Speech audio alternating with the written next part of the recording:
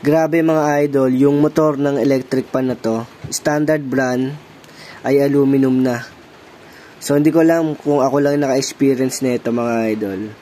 So siguro may mga naka-experience na rin. Kasi nagulat na lang ako bigla eh. Kasi yung motor ng standard ay tanso talaga. So pagbukas ko nito, kasi nagulat ako eh.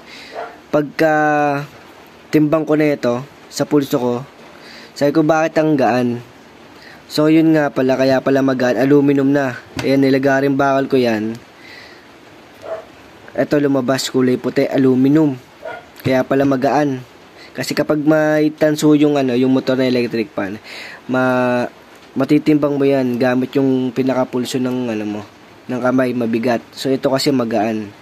So hindi na rin ako magtataka mga idol kung bakit naging aluminum tong motor ng standard.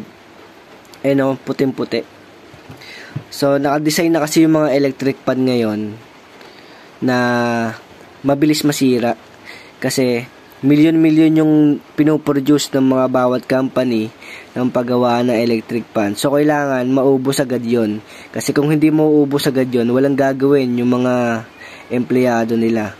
So kailangan masira agad yon.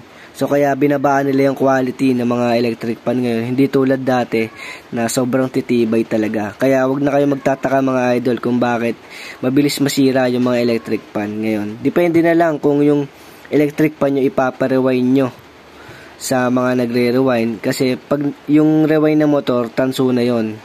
Kaya mas matibay siya sa mga sa mga bagong labas na electric pan ngayon.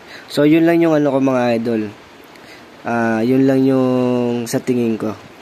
So ito, yung brand ng electric pan ito standard. So wala na tong quality. Kasi aluminum na rin to.